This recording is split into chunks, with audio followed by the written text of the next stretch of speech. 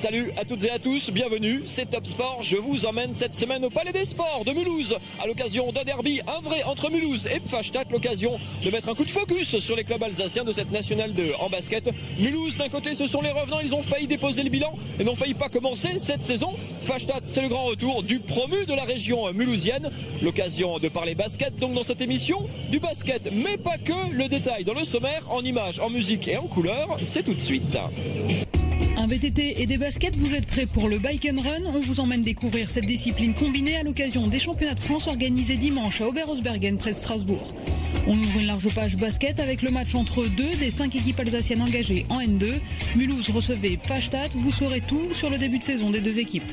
Enfin, en National 1, Soufal-Weiersheim affrontait Vichy, un premier test réussi. On fait le point sur l'entame de championnat tonitruante du BCS. Et on commence donc cette émission du côté d'Oberhausbergen, juste à côté de Strasbourg. En parlant de Bike and Run, le principe est très simple, un vélo pour deux. Si vous avez un ami et un vélo, vous pouvez donc vous mettre au Bike and Run. La SPTT Strasbourg organisait justement les championnats de France ce week-end. Regardez. Le principe du Bike and Run est simple. Prenez 2 coureurs, accompagnés d'un VTT. Le premier coureur s'élance à pied et rejoint son binôme et le vélo dans la zone VTT. L'équipe constituée doit ensuite effectuer des relais. 16 km étaient au programme de ces championnats de France sur un parcours relevé dont le choix est primordial. Il faut un parcours à la fois difficile mais roulant, avec des montées, de la boue, c'est l'idéal. Il faut qu'il y ait des difficultés, c'est un peu comme le cross-country. Un cross-country, il faut que ce soit difficile, qu'il fasse froid, c'est pour ça que ce sont des épreuves qui sont en hiver. Le Bike and Run rassemble des athlètes venus d'horizons différents, du triathlon à la course à pied en passant par le duathlon. Et pour composer une équipe, il faut un niveau homogène en course à pied et un minimum de maîtrise à vélo. À la base, on est vraiment tous les deux des coureurs à pied. Et on est venu au run and bike et au duathlon par simple curiosité. Et puis le run and bike, c'est vraiment un sport complètement atypique, c'est un sport d'équipe, c'est ce qui est super motivant, au-delà des qualités individuelles. Tout au long du parcours, les équipiers alternent les relais, un moment crucial qui peut sembler désordonné alors que tout est planifié. On prévoit pour pas rater le vélo, savoir où il se trouve. Donc on sait à peu près où regarder pour retrouver le vélo et puis comme ça nous permet de planifier notre rythme au moins à pied, quoi. On a mis au point une petite tactique avant la course, donc on savait exactement à quel endroit on allait poser plus ou moins le vélo, faire des relais pas trop longs. Sur les collines autour d'Oberhausbergen, les équipes ont dû composer avec le froid et le terrain gras. Certains passages se sont révélés périlleux à vélo et ceux qui pensaient s'y reposer ont vite déchanté. Le vélo ne permettait pas de récupérer et c'était un deuxième effort complémentaire du premier de la course à pied. Par moment, il y a des relais à la selle où on peut récupérer un peu à vélo, mais là quand on passe de vélo très très loin, il faut revenir le plus vite possible à VTT, ce qui fait qu'on est à bloc à vélo et à bloc à pied, donc c'est éprouvant du début à la fin, quoi. Il n'y a aucun moment de repos, sauf les quelques descentes, mais même les descentes, il faut en profiter pour revenir justement sur son pied, donc c'est vraiment un effort de 50 de minutes où le cœur est au max, quoi. Au bout de l'effort, c'est la paire nordiste composée d'Aurélien Mourouzou et Christophe Marion qui s'est imposée devant les Strasbourgeois Laurent Winkel et Antoine Gerbert. Allez, retour à Mulhouse et place au basket dans cette émission et place à ce derby entre Mulhouse et Pfastatt. On va parler de la saison de ces deux équipes dans quelques instants. Juste après le résumé de cette rencontre, c'est tout de suite, les images sont signées Mélanie Chanvillard. C'est le promu Pfastatt qui entre le mieux dans cette rencontre. Le FCM manque d'intensité et durant 17 minutes, les deux équipes font jeu égal. Jamel Benabid, le coach mulhousien, est obligé de monter le ton pour que son groupe se reprenne. Juste avant la pause, le FCM accélère enfin pour prendre 10 points d'avance, 45-35. Au retour des vestiaires, la réaction attendue du côté de Pfastatt est inexistante et Mulhouse en profite pour creuser l'écart. Le FCM pose enfin son jeu et déroule avec maîtrise. En fin de troisième quart-temps, Kevin Marjoulet esquisse un sursaut d'orgueil pour Pfastatt en interceptant 2 ballons qui permettent à son équipe de recoller à 15 points. Mais c'est insuffisant, les 28 ballons perdus pèsent lourd dans la balance. Les hommes de Laurent Minig sans réaction lâchent la fin de match et Mulhouse en profite. 91-62 score final, l'addition est salée pour les promus. Victorieux, le FCM Basket conforte sa deuxième place au classement. Devant le banc du FC Mulhouse avec Jérôme Lenz, le capitaine du FCM Basket. Jérôme, un succès, plus 29 dans un derby. C'est un match serré au départ, que vous avez su prendre par le bon bout finalement et dérouler tranquillement. Oui, voilà. En ce moment, on a des petits problèmes au début du match. Comme là, on prend 9-2, je crois. Bon, ça a au moins le mérite de nous réveiller et d'y aller après par la suite. Le bilan du coup de ce début de saison, 5 victoires, une seule petite défaite. Il fallait corriger justement cette première défaite de la saison la semaine dernière d'un petit point. C'est le genre de défaite qu'on n'aime pas, derrière lesquelles on aime bien rebondir, on monte sur le terrain avec les crocs derrière. Oui, tout à fait, on était obligés. Hein. La défaite de Poligny, on l'a en travers de la gorge, c'est normal. Surtout qu'on fait un horrible match, un très mauvais match et on perd que d'un point avec la balle de match dans les mains. Donc bon, c'est dommage. En plus, c'était contre Fastat. C'était obligatoire qu'on fasse un bon match collectivement en tout cas, quoi. Si on revient un petit peu un mois et demi en arrière, cette équipe elle était même pas sûre de commencer la saison. Il y avait une ardoise à effacer, il y avait un déficit de la saison dernière. Quand cette équipe elle se réunissait à 3-4 jours de la reprise du championnat, elle était même pas sûre de commencer. Quelle influence ça a sur le groupe aujourd'hui? Je pense que, comme je l'ai souvent dit, on n'a pas eu besoin de stage de pré-saison ou de quoi que ce soit, on l'a fait entre nous. Ça nous a bien soudés en tout cas, puisque dans l'adversité on arrive à serrer les coudes. Et je pense que c'est le côté positif de notre histoire, c'est que ça nous a permis de faire un bon début de saison. Il y a eu une grosse saison dernière, on sait que vous étiez en finale de play-off contre Monaco, le super gros morceau qui est monté en N1. C'est quoi l'objectif, même si cette équipe elle est passée à côté de pas commencer cette saison, mais l'objectif du coup de cette saison du vestiaire c'est quoi? L'objectif c'est toujours de faire mieux chaque année. Là faire mieux ça veut dire premier, c'est pas notre objectif principal. C'est sûr qu'on aimerait faire au moins aussi bien.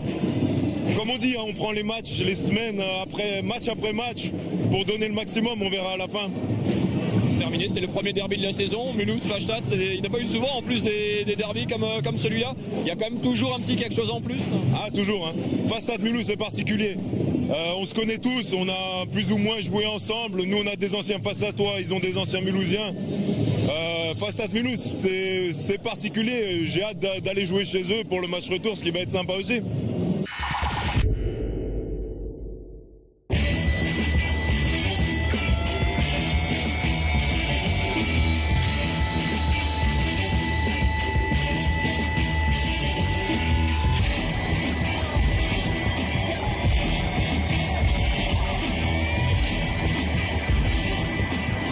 De l'autre côté du terrain avec Laurent Munich, l'entraîneur de cette équipe de Pfastatt. On a l'impression, Laurent, que votre équipe était bien dans ce début de match. Il y a 33 partout, je crois, au milieu du deuxième quart. Et puis il y a un gros éclat juste avant la pause, un gros éclat juste derrière. On s'en est jamais vraiment remis. C'est clair, je pense qu'on a relativement bien débuté ce match, c'est vrai. Après, ce qui nous fait cruellement défaut depuis le début de saison, c'est notre manque de constance. On a du mal à maintenir le cap, le rythme défensivement. Et quand on joue une équipe de Mulhouse comme ça, au Palais des Sports, ça pardonne pas, quoi. Je veux dire, on n'a pas le droit de relâcher, on n'a pas le droit de laisser des tirs ouverts, on n'a pas le droit de perdre plus de 13 balles en première mi-temps. C'est des fautes qui sont sanctionnées directement et qu'on paye cash.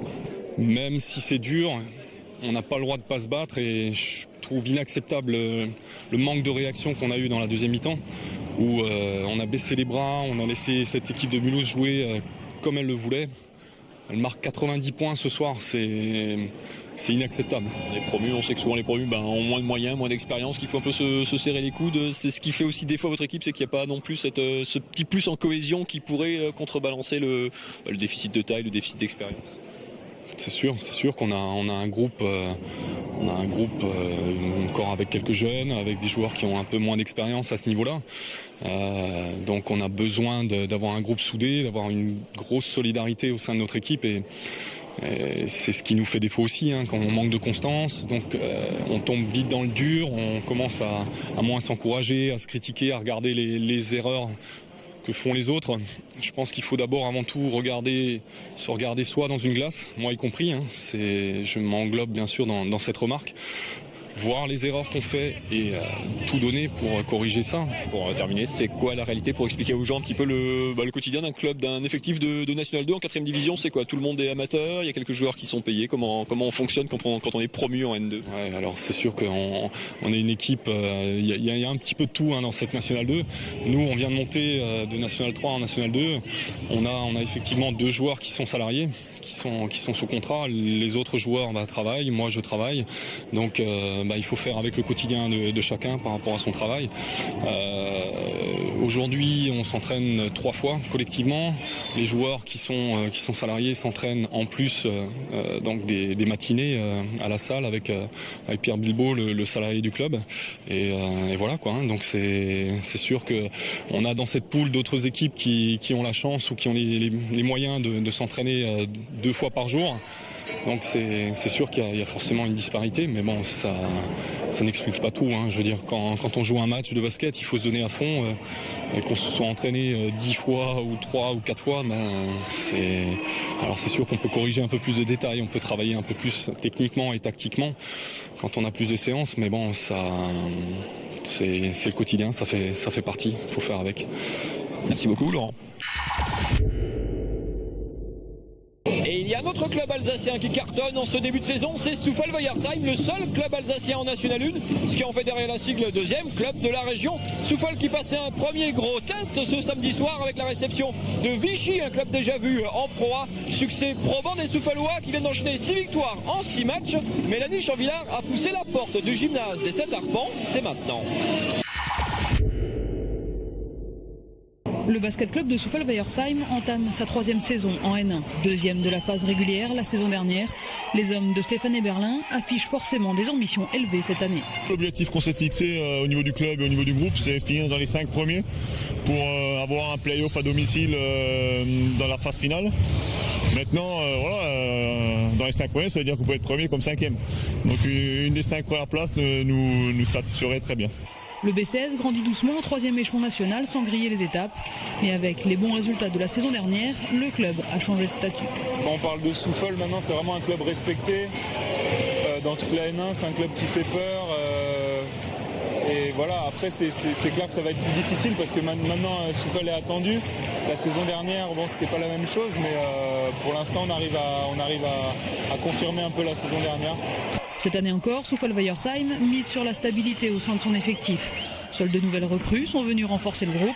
Frédéric Minet, meneur de jeu d'expérience en provenance de Denain, alterne avec Jérémy Chamber. Et Jérôme Cazeneuve, un jeune pivot, arrive avec un gros potentiel. Tous deux se sont très vite intégrés au collectif, le gros atout du BCS. Pour l'instant, on va dire la force de l'équipe, c'est d'être une équipe, d'être vraiment un groupe, de jouer ensemble, que ce soit en attaque et surtout défensivement, ça défend très fort en équipe. Sinon, on a vraiment une grosse force cette année à l'intérieur, on domine les équipes pour l'instant à l'intérieur. Cette force collective, Soufal-Weiersheim l'a encore prouvé samedi soir contre Vichy, candidat à la montée. Peu à peu, le BCS a imposé sa défense pour museler les shooters adverses. Mais le manque d'adresse au tir reste un gros handicap qu'il faut vite gommer pour les hommes de Stéphane Eberlin. Offensivement, c'est pas encore ça. Il y a quelques bonnes phases d'attaque, mais voilà, on n'arrive pas à dépasser encore les 70 points. Mais ça va venir, je pense que voilà, si on continue à garder cette défense, on peut que s'améliorer et progresser au fur et à mesure de la saison. Souverain dans sa salle et solide contre les équipes en quête de maintien, le BCS doit encore prouver qu'il est capable de réaliser de gros coups à l'extérieur. Et c'est déjà la fin de ce Top Sport. On se retrouve bien sûr lundi prochain pour une nouvelle émission. D'ici là, www.alsace20.tv pour revoir cette émission et tous les autres programmes de votre chaîne régionale préférée. Bonne semaine à tous. Bye bye.